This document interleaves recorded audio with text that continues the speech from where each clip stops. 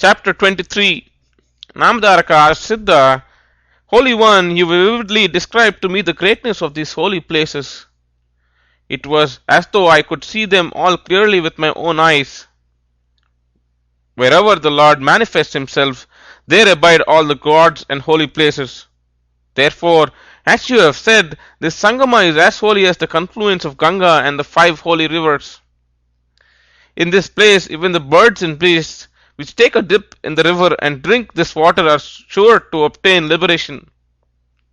Even by listening the holiness of this place, our hearts are purified. For those who live in this place, the final state of liberation is at their command. Those who yearn for liberation resort to the path of bhakti. Earlier, I too longed for liberation. By listening to your accounts, devotion to the Lord without any such other motive has banished even the desire for mukti. The only thing that pleases me now is singing the glory of my Lord. Sweeter still is drinking the nectarian accounts of the divine act of the Lord. The whole of your being is filled with such accounts. Therefore, be pleased to recount the same to me. Who was the Muslim king you spoke of? How could such a fallen one earn the grace of the Lord? Siddha commenced his account. Namadharaka, it is by the grace of the Lord that such a noble longing has captured your heart. You are indeed blessed. I too enjoyed immensely the pleasure of recounting the stories of the Lord. When Lord Sripada Swami lived in flesh and blood at Kurupura, a washerman used to take his darshan, bow to him and serve him with all his heart. One day the Lord, pleased with his devotion, said, Fellow, one day you will be a king. The man was immensely happy to hear the word. One day he happened to see the ruler of the land sporting in the waters of the river in the company of beautiful maidens and thought, Great must be the guru of this king. Else how could he have become by such royal pomp and luxury? He is truly blessed. How can I ever dream of such a good fortune?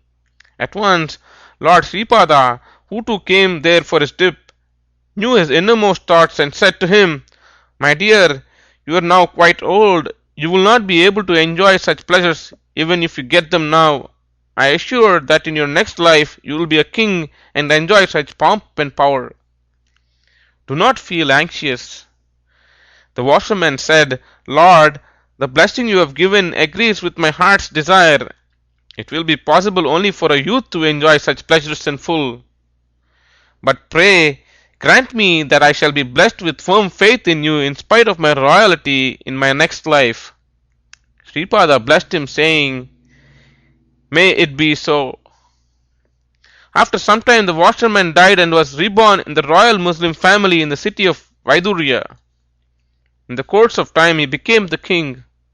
Yet, owing to the force of the subtle tendencies of his former birth, he was endowed with a high sense of justice, a sense of loving equality to all creatures, and loving regard for the Hindu gods and the pious Brahmins. Some of his fanatical ministers were not pleased with his spirit of tolerance. They often consoled him, saying, O mighty king, is it proper for you to stick to the tenets of your own religion? Your present ways are unworthy of even being conceived of in your mind. When all human beings are equally endowed with similar organs, flesh and blood, how can the Hindu institution of caste system, for instance, be approved of by you? How can the Supreme Lord abide in such inert and material objects like idols and trees like the people which Hindus worship? The king replied, It is the dullness of your intellects that makes you think so. By creating different individuals with different aptitudes and abilities in thought and action, the Lord himself has created the various castes. The Supreme Lord is all-pervading. Just as children are taught alphabets and simple words, and are thus in gradual stages led to higher levels of understanding, it is proper that a simple-hearted folk should first learn to practice steadiness of heart and mind in meditation with the help of idols and forms.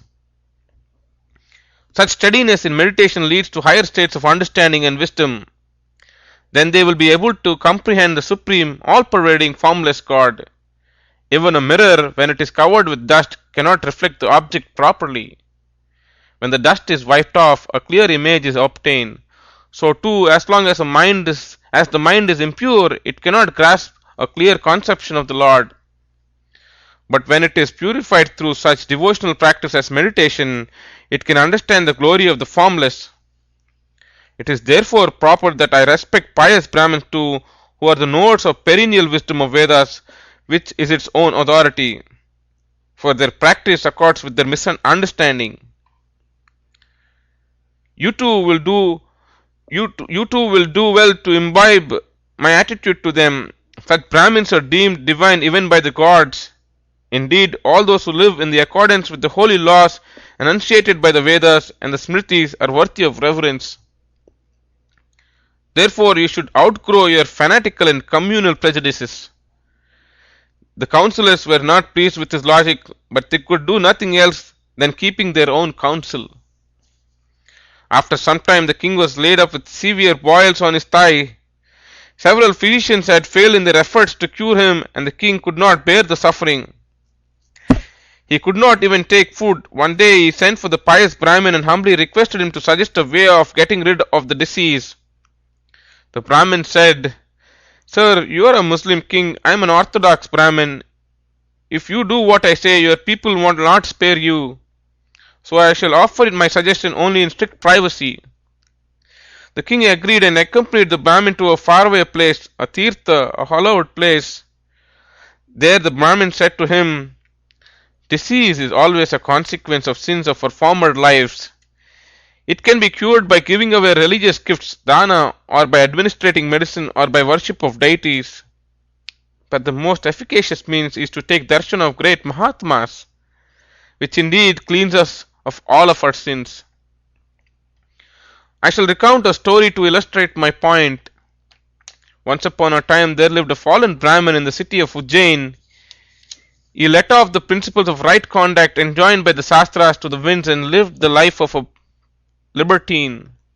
Besides, he was infatuated with a courtesan named Pingala. However, by the virtue of his religious merit of a former life, sage Rishabha once came to their house. The Brahmin and his concubine received him with due reverence and worshipped him. They partook of the washings of his feet, fed him sumptuously, and put him to sleep on cozy cushions. As he slept peacefully, they stood by in attention with folded hands, ready to answer his calls. The next morning, the sage woke up and went away. By virtue of such a meritorious act, both the Brahmin and his woman were born in the next life in a pious Kshatriya family. The Brahmin was born as the son of a king Vajrabahu of the land of Dasharna. One of the other wives of the king was jealous of her good fortune and poisoned the royal queen when she was pregnant. However, by the grace of God, the queen did not die, but gave birth to a handsome son. The bad effect of the poison, however, showed itself by causing ugly blebs and boils to appear on the bodies of the mother and the child. No physician could cure them. As they could not take any food, they were emaciated and very ill. The king was persuaded by his other wives to desert them in a wild forest. The unfortunate queen suffered so much on account of the boils on the body, dangers from the wild beasts in the forest, and stones and thorns all along the path. Often she prayed to God in this manner, "O Lord, I cannot bear this suffering any longer. It would be better for us to be devoured by a lion or a tiger." Only such an event seems to be capable of relieving us from this plight. In the course of her wanderings one day she saw a herd of cows. Approaching the herdsmen, she cried out to them that she was about to die of thirst. They showed her the way to the nearest lake. She went there, quenched her thirst, and rested herself for a while. Meanwhile, a group of women came there to take home drinking water in pitchers. She then addressed them and inquired who the blessed king of the land was, that they should all look so happy and contented. They told her that their king was a wealthy merchant caste and his name was Padmakara. Even as they were telling her of the noble disposition of the king, the royal attendants came there. The unfortunate queen followed the guards to the royal palace and poured her tale of woe to the king Padmakara. The king was moved by her account and accorded her his protection. In course of time, the condition of her son deteriorated and he succumbed to the boils.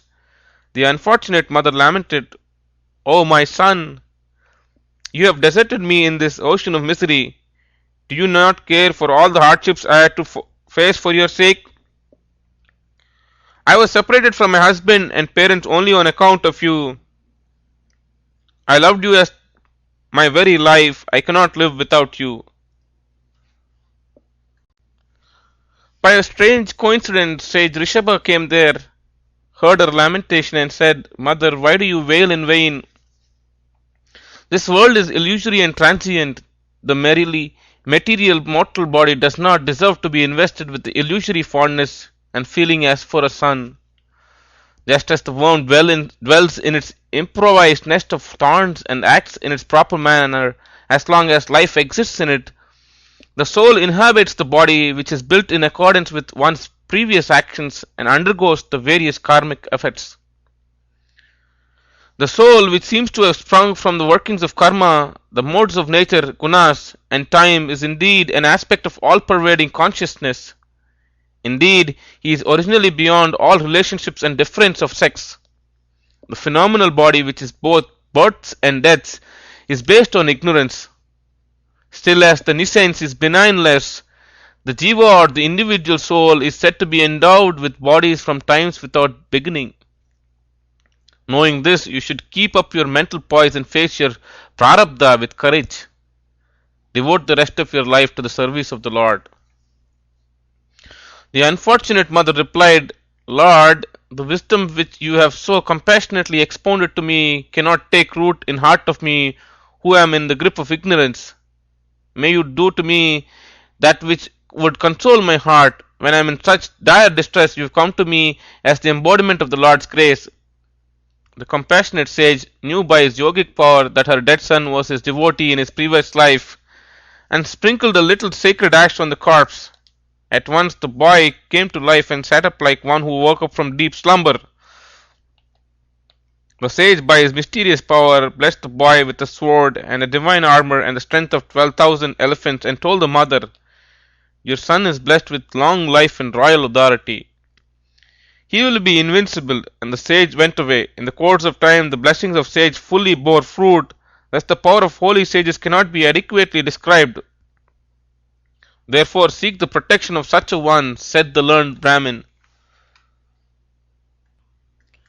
The Muslim ruler was pleased. He said, "You have well delineated the divine competence of saints, but where can we find such a one? Be pleased to tell me. If you happen to know of such a one, do not hesitate to do so, for fear that I am an alien, being a Muslim." The Brahmin said, "I heard that there is a celebrated confluence of Bhima and Amarraja rivers. The greatest of renunciate sages, a sannyasi who is omnipotent as the Lord himself. Seek his protection and you will realize your object." The ruler at once returned to his capital and set out with all his royal retinue to pay homage to the sage. He first arrived at Gangapur and inquired of the people there, "Where is the holy sage of this place? Please direct me at him." The innocent folk were scared at the sight of the ruler and of an alien faith and would not speak. The ruler assured them, "Sirs, I have come only to pay homage to the Holy One. Please do not entertain any suspicions regarding my intent. Please tell me where I can find him." Only then did they tell him that the Guru was at the Sangama. The prince alighted from his royal palanquin and humbly proceeded to the hallowed spot on foot. On seeing him, the Guru addressed him with loving familiarity. "Oh, my dear washerman, why didn't you see me for so long?" At once the memory of his previous life was awakened in the prince, and all his former devotion was stirred in his heart. With a quivering voice he recalled, "Lord, you were the Holy One Sripada, and I was the washerman and your humble slave. Now I am a prince only through the power of your former blessing. Though of omnipotent will, pardon my delay." He said, "Immersed in the royal pleasures and pomp with which you have blessed me, I lost sight of thee, the bestower of it all. Have mercy on me, your humble servant and a fallen one. This my stubborn illness has proved instrumental in securing for me this blessed meeting with thy holy self. Thereby was my forgetfulness dispelled and my former facts vividly recalled. The loving master smiled and demanded, "Show me thy deceased parts." The prince looked up and finding no such in any part of his body was amazed. He burst out in a flood of praise. "Lord, this illness I feel was but thy servant. It has dragged me, an unrighteous one and a sinner, to thy blessed presence. Having accomplished its allotted task, it vanished. Pray uplift me, who am lost in the ocean of miserable existence, which is but a shadow without any substance, through thy teaching." The master, in a full voice of authority, asked, "Have you fully enjoyed the royal pleasures, or have you any more desires left unfilled? Consider well and say." The prince submitted. "By your grace all my longings have been fulfilled, but I wish that your holiness should see the regal splendor you have blessed me with."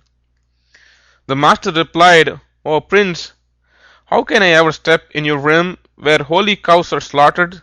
If I do so, the people of 4 castes, native Hindus, will blame me. So will your fellow Muslims blame you for according me such a royal welcome." The latter pleaded, "I am not a prince, in fact, I am but a washerman and your humble servant when you were Lord Sripada. I shall prohibit the slaughter of cows in my principality. Pray grace it with your visit." The Lord yielded, saying, "It is not in my nature to turn down or ignore the wishes of my devout ones. I will go with you." The prince was overwhelmed with joy and bore the master's padukas on his head. He seated Sriguru and his disciples in royal palanquins and followed them on foot. The master noticed it and said, "Son, we have a long way to go. It does not behove a prince to proceed in this fashion." The prince, astonished, protested, "Pray do not address me as such, for I am no prince. I am but your slave and a washerman. I shall at once transfer my royal authority to another, and I shall devote my life to implicit obedience to thy dictates." The Lord said, "Son, rulership is always a manifestation of divine guardians of the cardinal directions. Being blessed with such, it does not behove you to treat yourself that way. You may deem it as my command and come along on horseback." The prince obeyed. As they proceeded, the master again said, "We that are adherents of religious law and renunciates should not travel with the princely personage like you and of an alien faith, lest it cause confusion and misapprehension in the minds of the people. So I shall go ahead and you come after and join me there."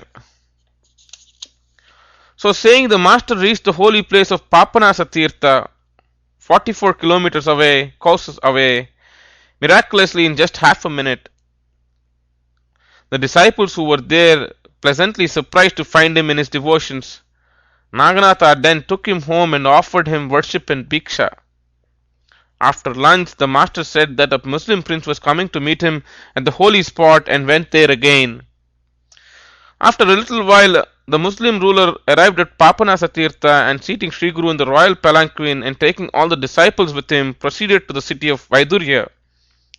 The whole city was well beautified with floral arches. Sriguru was taken in a royal procession with song, dance, music, and a rich pageant.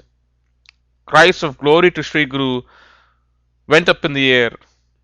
Then the master was led walking on a silken carpet spread all along the way and was finally seated on the royal throne. Music and dance were ordered in the honor of the august visitor. Thus the prince showed the master to all his people.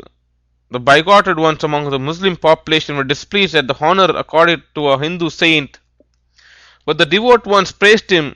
Then Sri Guru said to the prince, "Now that I have seen your people, are you satisfied?" "Not completely, noble sir. Accord me the blessed opportunity of serving you and uplift me spiritually too." I surrender all that is mine to your holiness, said the ruler. Son, right worthily have I acted, and I am pleased with your gesture. I shall grant your wish, said Sriguru, and crowned the ruler's eldest son as king and successor. Then he said to the former ruler, Son, renounce all desires and proceed to Srisailam. I shall give the necessary instruction to my disciples at Gangapur, and then proceed thither. There you will again be blessed with my darshan.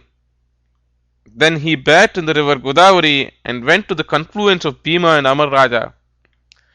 The devotees there were delighted to see him and threw a dinner for all to celebrate the occasion.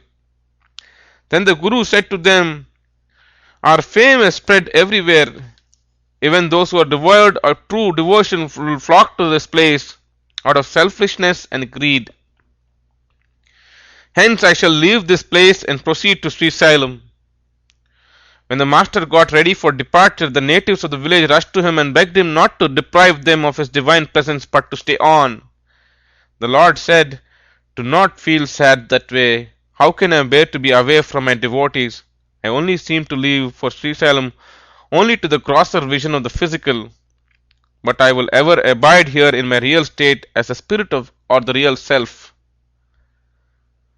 I will seek my noon bhiksha in this village and accept your loving devotional services in this mutt. My living presence will be experienced by anyone who bathes in the Sangama, worships the holy people tree and takes darshan of my padukas here. Then the natives of Gandharvapura and the disciples accompanied Sri Guru and his 4 companion disciples up to the limits of the village and accorded them a moving send-off. When they all returned to the mart, they verily found the master seated in it. Then they realized that whatever he said was literally true. Some of the disciples stayed back at the village. Renunciate disciples Krishna Saraswati, Bala Saraswati and Upendra Saraswati were already away on their and wanderings to holy places. Swayam Deva, the 2 disciple poets, and I accompanied the master to Srisailam. When we all reached the Patal Ganga as per the master wishes, we prepared a beautiful boat with leaves of banana and flowers, and singing the glories of Lord, we placed it on the waters of the river. Sri Guru stepped in and sat on it. Only then could we divine his intent. That is our final parting, and we shed tears. The Lord smiled and consoled us, saying, I am always with you, you need not grieve. As a token of that, when I reach my real abode or state, 4 flowers will come to you floating in the river. That will be my ultimate prasad to you. That was a Friday in the dark half of the month of Magh in the year of Bahudanya. Lord, seated on that floral float, drifted along the flowing river. Soon after, as per the master's promises, 4 flowers came to us drifting on the river against the current. We 4 of us picked them up. So saying, Siddha showed the holy flower which he lovingly treasured as the Guru's final gift to Namdaraka and added, The master can be seen even today by the virtuous and the devout. Only the unrighteous cannot experience his living presence. Taking his holy dip at the holy Sangama, he ever abides there. In fact, he has been blessing devotees with his divine acts, leelas, on countless occasions. Whoever can fully plumb the profundity of his divine power, the aspirations of those who worship him there with true love will be fulfilled. Indeed, the Lord is ever present with those who incessantly adore him. The miraculous experience of such will ever remain hidden in their own hearts. Hence, to worship him with the simplicity of our heart's love and remember him, he is the granter of all prayers. Namdaraka was immersed in the ecstatic joys of having listened to the stories of Lord's play and bowed to Siddha in profound gratitude. Thus ends Sri Vasudevananda Saraswati's Samhitayana Guru Dvisahasri, being a Sanskrit paraphrase of the original Marathi work Sri Guru Charitra of Gangadhara Saraswati, made by him at the specific command of Lord Dattatreya. Om Sri Dattatreya Namaha.